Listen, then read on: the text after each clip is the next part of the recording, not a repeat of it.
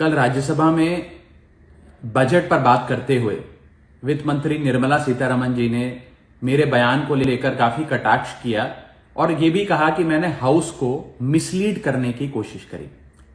मैंने जब उनके सवालों पर जवाब देने के लिए अनुमति मांगी तो मुझे इजाजत नहीं दी गई। इसीलिए मैंने सोचा कि इस वीडियो के माध्यम से सीधा वित्त मंत्री जी से बात करूं और दूध का दूध पानी का पानी करने का प्रयास करूं।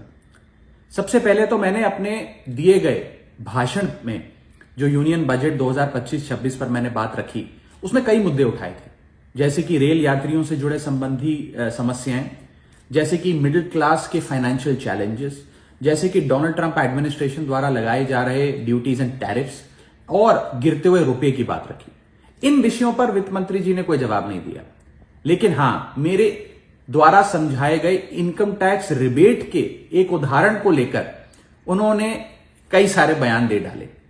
सबसे पहले तो मैं यह बताना चाहूंगा कि मैंने जो बात कही थी मैं आज भी उस पर पूरी तरीके से कायम हूं।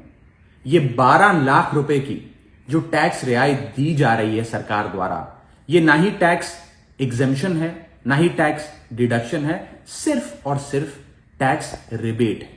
यानी कि 12 लाख रुपए से ऊपर अगर आप आमदनी कमाते हैं एक वित्तीय वर्ष में, तो आपको अपनी पूरी आमदनी पर इनकम टैक्स भरना पड़ेगा। मेरे इस कॉन्सेप्ट को समझाने के लिए दिए गए उदाहरण को वित्त मंत्री जी ने टेक्निकली उसे उलझाने का प्रयास किया, उसमें मार्जिनल टैक्स रिलीफ का कॉन्सेप्ट जोड़कर यह सिद्ध करने की कोशिश करी कि मेरा उदाहरण गलत था। मैं आपसे वित्त मंत्री जी सीधे तौर पर पूछना चाहता हूं, क्या यह सत्य नहीं है कि अगर कोई व्यक्ति 12 लाख से ऊपर इनकम कमाएगा तो उसको अपनी पूरी इनकम पर टैक्स भरना पड़ेगा?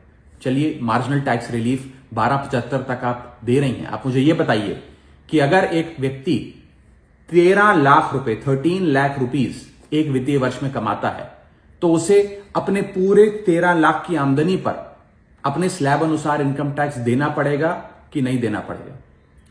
या 13 लाख माइनस 12 लाख की टैक्स रिबेट 1 लाख पर देना पड़ेगा? सही जवाब है कि उसे पूरे 13 के 13 पर इनकम टैक्स भरना पड़ेगा।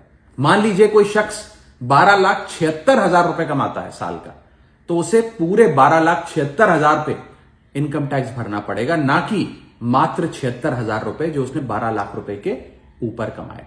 ये टैक्स रिबेट का कॉन्सेप्ट समझाने के लिए मैंने एक उदाहरण दिया था और मैं आज भी उस पर कायम हूं कि 12 लाख रुपए से यदि 1 रुपया भी आप फालतू कमाते हैं तो आपको अपनी पूरी इनकम पर इनकम टैक्स देना पड़ेगा। उसको मेरे उस बयान को लेकर वित्त मंत्री जी ने मुझ पर काफी व्यक्तिगत हमले भी किए, मेरे बारे में व्यक्तिगत टिप्पणियां करी। मैं बस इतना ही कहना चाहता हूं कि मेरे मन में माननीय वित्त मंत्री जी के लिए बहुत आदर और सत्कार है। वो अनुभव में, ओहदे में, उम्र में मुझसे बहुत बड़ी हैं।